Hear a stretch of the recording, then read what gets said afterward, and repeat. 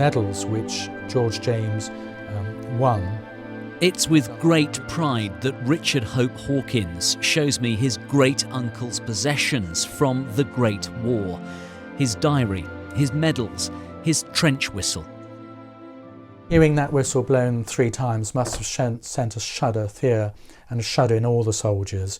And I've only blown it a couple of times, and even if I hear that being blown, I feel for them. George James Mitchell fell on the 19th of July 1916. His body was never found. This is the item that I treasure the most, which of course is his 1916 diary, which was given to my mother. And my mother has actually scribbled little notes inside the diary. So this is very, very, so precious to me. The Mitchell family ran this pub on Bristol's Stapleton Road. George was in charge of the brewery at the back. Richard always thought his great-uncle was killed at the Somme, until he read an article in his local paper. Something made me pick it up, and I suddenly saw, "Are you related to any of these 25 missing men from the Battle of Fromelles?" And I looked down the list, I've got the cutting here, and it said Second Lieutenant George James Mitchell.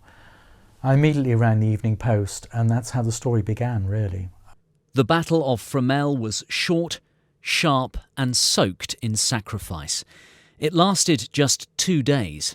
5,553 Australians and 1,547 British soldiers died. In 2009, a mass grave at Fromelles was unearthed. In it, the remains of 250 bodies buried by the Germans that had been hidden for 93 years. I know that George James went to the front line 2 or 3 times. He was stationed at a village called Laveen, which is very close by to Fromelles. And on the 19th of July, this very handsome 33-year-old second lieutenant was blown over by a shell, and his commanding officer said, "George, you don't have to go over the top, go back." He said, "No, I have to lead my men." DNA has been used to identify the remains found in the mass graves, but there was no match for George James Mitchell. The remains were reburied at Fromelles with full military honours, and Richard was there.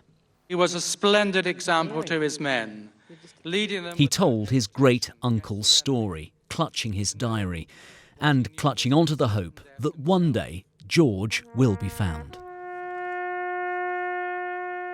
How would you like great-uncle George to be remembered? I think I'd like him to be remembered as every soldier that fought in that war, or every serviceman as a hero.